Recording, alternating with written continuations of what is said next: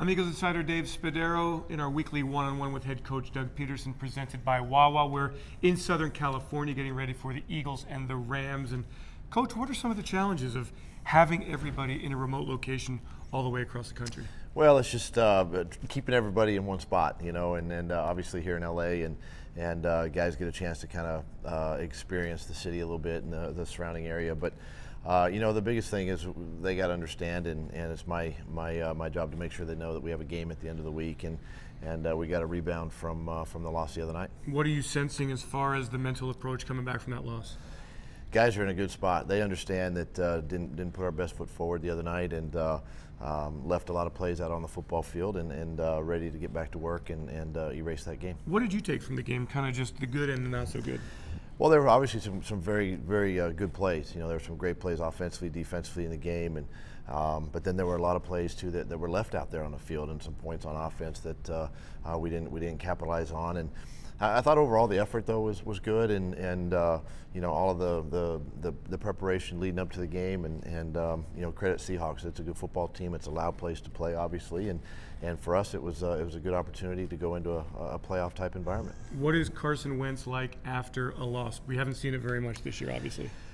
He's disappointed, disappointed in himself, disappointed that we did lose, and you know, he's one of the guys on the team that can get refocused in a hurry and right back to work, and get the rest of the guys refocused too. So you know, short-term memory in this business. You move on. You got another opportunity on this Sunday. We are very early in the week. The Rams coming out of nowhere this year. Young quarterback, young head coach. What are you seeing in that football team? Well, that's exactly what you're seeing. Offensively, they're productive. The quarterback's playing extremely well. You know, they're coached well. They're coached well, and defensively, you know, Wade Phillips over there, and he's doing a really good job. I've had a chance to coach against him when he's been at some other teams, and it's a defense that can give you a couple of different fronts, a lot of man coverage in the back end, and they're playing really well. It's a good front.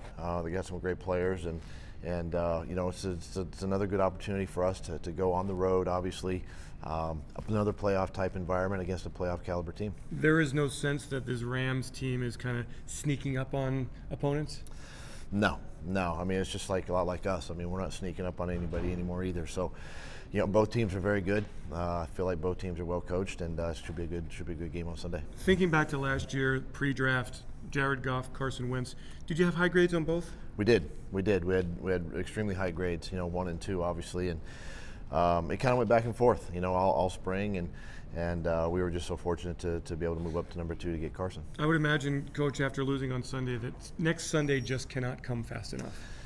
You're absolutely right. You know, it definitely a loss leaves a bad taste in your mouth, obviously, and you're ready to erase it. You know, and get, you know, you got the week of preparation, which is good. Get back out on the football field, and you just can't get to Sunday soon enough. I wanted to revisit the Alshon Jeffrey contract and talk a little bit about that, what it means to you, what it means to this offense. Well, for me, it's another one of our staple players that we went out and got in free agency, and kept him in-house now for the next 4 years, and then from a quarterback's perspective, to have your weapons, have your targets surrounding you, and guys that can make a big impact for our offense and for our team, and we're just so excited to have Alshon now under contract for the next few years, and look forward to he and Carson hooking up many times. Doug Pederson, Dave Spadaro.